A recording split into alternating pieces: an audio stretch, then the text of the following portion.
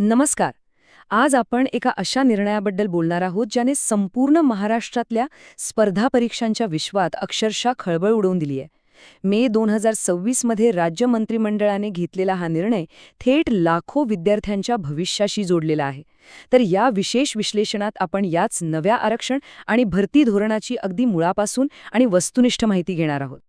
आता मूळ मुद्दा आणि परिस्थितीची तीव्रता समजून घेण्यासाठी आधी हा चार्ट बघा. राज्यात 72% जागा राखीव आहेत आणि उरलेल्या फक्त 28% जागा खुल्या प्रवर्गासाठी म्हणजे ओपन कॅटेगरीसाठी आहेत. हा आकडाच सांगतोय की इथं जागा किती मर्यादित आहेत आणि नेमका हाच तो कळीचा मुद्दा आहे ज्याभोवती हा सगळा वाद फिरतोय. तर आजच्या या विश्लेषणात आपण हा नवीन नियम नेमका काय आहे, हे 72 विरुद्ध 28% गणित कसं काम करते, सरकारची बाजू आणि विद्यार्थ्यांचा विरोध ह्या सगळ्याचा अगदी थोडक्यात पण सविस्तर आढावा घेणार आहोत. सोबतच सुप्रीम कोर्टाचे काही महत्त्वाचे निकालही आपण बघणार आहोत. चला तर मग थेट मूळ मुद्द्याला हात घालूया. पहिला आणि सर्वात महत्त्वाचा प्रश्न, हा नवीन प्रशासकीय नियम किंवा GR नेमका आहे तरी काय आणि तो MPSC करणाऱ्या उमेदवारांवर कसा परिणाम करतोय. हा नियम समजून घ्यायचा असेल तर आधी सवलत किंवा रिलॅक्सेशन या शब्दाचा तांत्रिक अर्थ समजून घेणं गरजेचं आहे. तुम्हाला माहितीच असेल की आरक्षित प्रवर्गातील उमेदवारांना वयोमर्यादा, शैक्षणिक पात्रता किंवा परीक्षेच्या संधींमध्ये काही विशेष सवलती मिळतात. बस हाच तो मुद्दा आहे जो या नव्या धोरणाच्या केंद्रस्थानी आहे. आता होतंय काय ते बघा. नव्या नियमानुसार जर एखाद्या आरक्षित प्रवर्गातल्या उमेदवाराने फॉर्म भरताना वयाची किंवा इतर कोणतीही सवलत घेतली आणि पुढे जाऊन अंतिम परीक्षेत त्याने अगदी सर्वोत्तम गुण मिळवले, तरी त्याला आता ओपन कॅटेगरीच्या मेरिट लिस्टमध्ये जागा मिळणार नाही. थोडक्यात सांगायचं तर सवलत घेतली की तुमची ओपन कॅटेगरीची दारं कायमची बंद. आता आपण पुढच्या भागाकडे वळूया. हे 72 विरुद्ध 28% जे गणित आहे ना, त्याने खुल्या प्रवर्गामध्ये आणि एकूणच भरती प्रक्रियेत किती भयानक दबाव निर्माण केलाय ते आता आपण बघूया. आकडेवारीचं सांगायची झाली तर राज्यात एकूण आरक्षण आता तब्बल 72% पोचले. याचा सरळ अर्थ असा की ओपन कॅटेगरीसाठी आता फक्त 28% जागा उरल्यात. आता विचार करा, या अवघ्या 28% जागांसाठी लाखो विद्यार्थी जीवतोड मेहनत करतायत.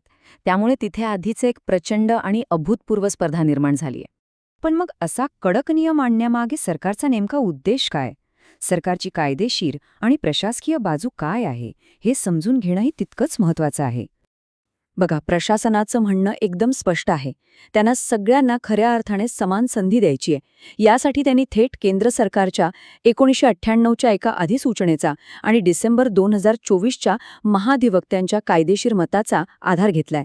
सरकार म्हणतेय की नियम स्पष्ट नसल्यामुळे भरती प्रक्रियेला वारंवार कोर्टात खेचलं जातं, निकाल लटकतात आणि सगळ्याच विद्यार्थ्यांचं नुकसान होतं. हे टाळण्यासाठीचा स्पष्ट निर्णय घेण्यात आलाय.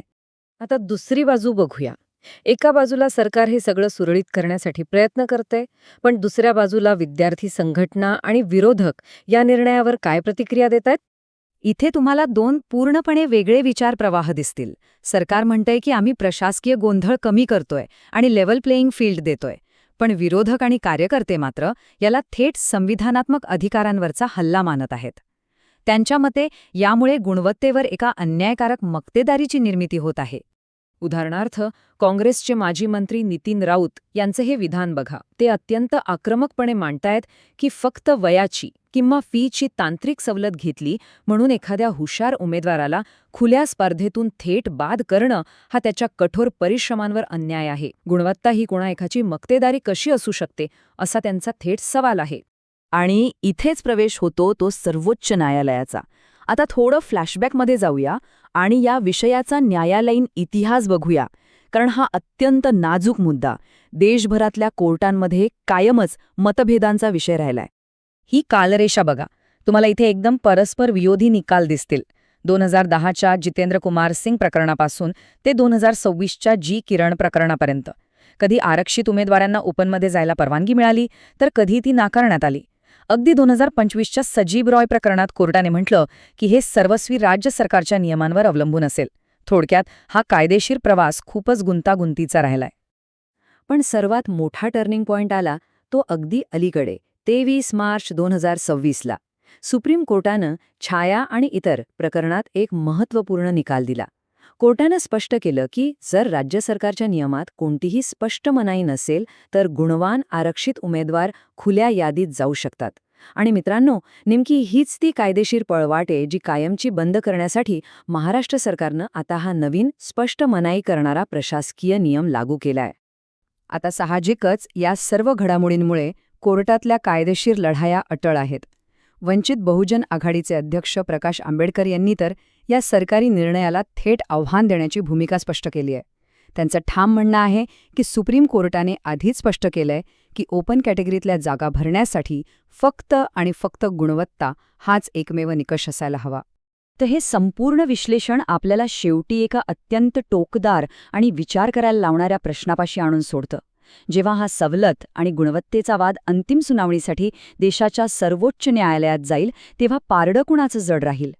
केवळ आणि केवळ गुणवत्ता जिंकणार की प्रशासकीय आणि तांत्रिक वर्गीकरण बाजी मारणार? हा प्रश्न फक्त एका परीक्षेचा नाहीये, तर तो आपल्या संपूर्ण प्रशासकीय व्यवस्थेच्या भविष्याचा आहे. यावर नक्की विचार करा.